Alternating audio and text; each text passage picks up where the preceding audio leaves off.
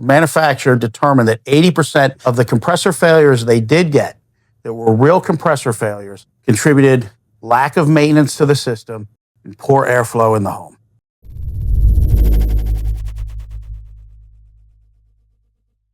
Two things I talk about all the time. Make sure your system's maintained for heating and for cooling. I will tell you also on this filter dryer, manufacturer warranty, if you have a system under warranty, it will state in there that this has to be replaced anytime the system's open. So I always say, look, if you're handy and you want to do it on your own, fine. But HVAC, we have to be licensed in the trades for a reason. There's specific tools, diagnostic techniques, and everything like that that are done.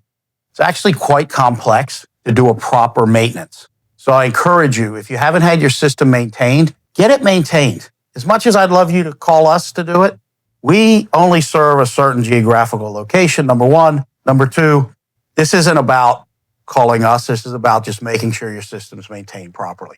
If you ever have any questions, you're more than welcome to call us. I don't care if you live in town and are using a friendly competitor of ours, or you live across the country. We welcome questions. You can email me at patrick@callthegeneral.com. Be more than happy to answer any questions you have.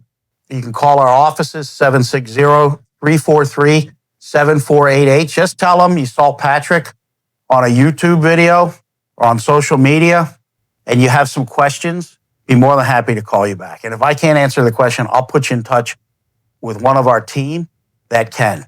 Very important you take care of your system. You understand what goes on behind the scenes, what's required to do a proper maintenance, and a basic understanding of the components. It's just like your car. You don't have to know how to rebuild your engine, but you got to know the basic components of the car, and you got to know the maintenance that's required. If you compared this to your engine in a car, I don't know what the statistics are, but let's say you drive an hour, 2 hours a day in your car on average. Let's say your average travel speed between highway and city and town is, 50 miles an hour, and multiply that.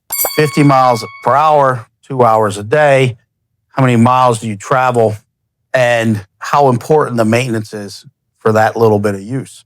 This thing right here, think how long you're running your air conditioner and your heater. And if you have a heat pump, this runs in heating and cooling. Your system just reverses. And we'll go into reversing valves in another episode. But if this is running 7, 8 hours a day, 12 hours a day, depending on the season or more, and you factored in a mile per hour, how does that change the perspective on how often these things should be maintained? The reality is once a year for heating, once a year for cooling. You can do them both at the same time. I get a lot of hate comments when I say to do them separately.